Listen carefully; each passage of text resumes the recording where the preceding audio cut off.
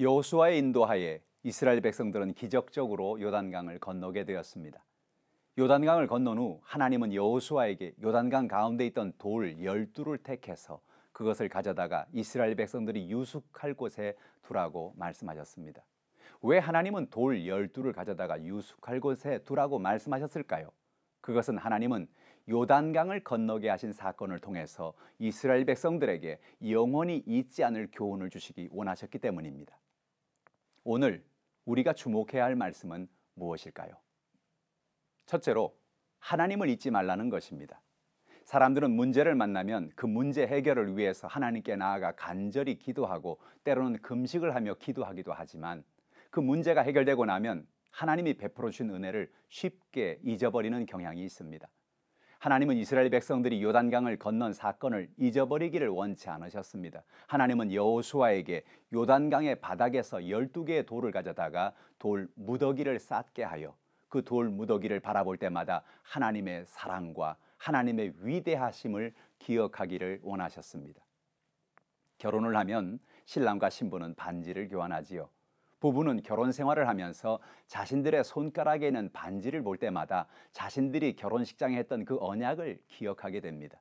때로 부부간에 갈등이 있고 관계가 어려워질 때 자신들이 했던 그 언약을 기억하고 다시 마음을 바로 잡게 됩니다. 언약을 기억하는 것은 그래서 중요합니다. 하나님은 돌무더기를 바라보면서 이스라엘 백성들이 하나님을 잊지 말고 하나님을 의지하고 살라고 말씀하십니다. 신명기 7장 19절에 보면 내 하나님 여호와께서 너를 인도하여 내실 때에 내가 본 큰 시험과 이적과 기사와 강한 손과 편팔을 기억하라. 내 하나님 여호와께서 내가 두려워하는 모든 민족에게 그와 같이 행하실 것이요 라고 말씀했습니다. 하나님은 강한 손과 편팔로 우리를 인도하고 계십니다. 오늘 그 하나님을 기억하시기를 바랍니다.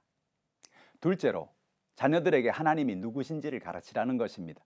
이스라엘 백성들은 요단강에서 건져온 그 돌들을 바라볼 때마다 그들의 인생에 어떤 문제가 다가올지라도 하나님은 그 문제를 이기게 하시며 놀라운 승리를 주신 하나님이심을 생각하게 되었습니다.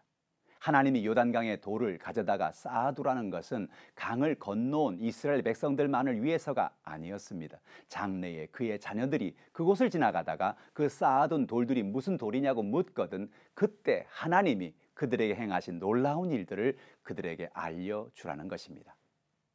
자녀들도 어려움을 만날 때 조상들이 만난 그 하나님의 이야기를 기억하고 하나님을 의지함으로 그들이 만난 모든 문제를 극복할 수 있다는 것을 믿으라는 것입니다. 자녀들이 하나님을 의지할 때 그들의 조상들을 애굽에서 건져내시고 요단강을 건너게 하신 것처럼 그들의 문제와 장애물에서 건져주시는 하나님이심을 알게 하는 것이지요. 자녀들이 쌓여있는 그 돌무더기를 보면서 하나님이 지금도 우리의 기도를 듣고 계시고 우리의 간구를 응답하시는 하나님이심을 기억하라는 것입니다. 요단강을 건너게 하신 하나님은 오늘도 우리가 부르짖을 때 우리의 기도를 들으시고 응답해 주시는 하나님이십니다. 그 돌 무더기를 보면서 바로 그것을 기억하라는 것입니다.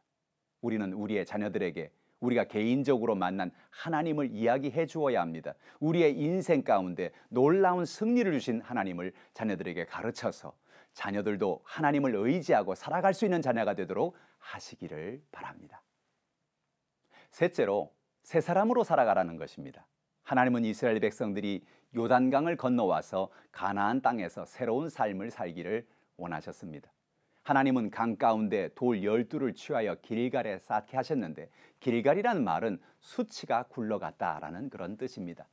요단강을 건너 길갈에 도착한 이스라엘 백성들은 이제는 더 이상 애굽의 노예가 아니요 수치를 당한 백성이 아니요 하나님이 승리한 백성임을 선언하였습니다.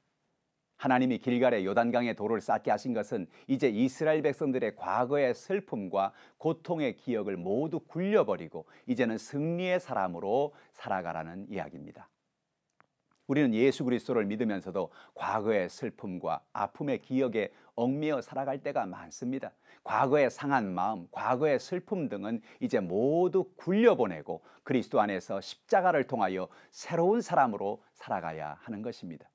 우리는 어려서부터 많은 상처를 받고 살아갑니다. 부모님에게서, 권위자에게서, 형제들에게서, 친구에게서 많은 상처를 받고 또 결혼해서 배우자에게 상처를 받고 마음속에 분노와 두려움과 굶주림과 열등감과 같은 상한 마음을 안고 살아가는 것입니다. 이 모든 것은 과거의 아픔입니다. 우리의 과거의 아픔이 우리의 미래를 망치도록 두어서는 안 됩니다. 우리의 과거가 고통스러운 과거라 할지라도 예수님이 우리를 위해 십자가를 지심으로 우리의 모든 아픔과 상처는 십자가에서 굴려보내야 하는 것입니다. 바울은 말합니다. 고린도서 5장 17절입니다. 그런즉 누구든지 그리스도 안에 있으면 새로운 피조물이라. 이전 것은 지나갔으니 보라 새 것이 되었도다. 새 것으로 살아가는 여러분 되기를 주님의 이름으로 축원합니다. 우리는 예수님의 십자가의 은혜로 새로운 사람이 되었음을 매일 선포하며 살아야 합니다. 나는 죄사함 받은 사람이야. 나는 성령이 함께 하셔서 권능 있는 삶을 사는 사람이야. 나는 저주에서 자유케 되고 아브라함의 복을 받았어. 나는 모든 병에서 자유를 받았다. 나는 천국 백성이다.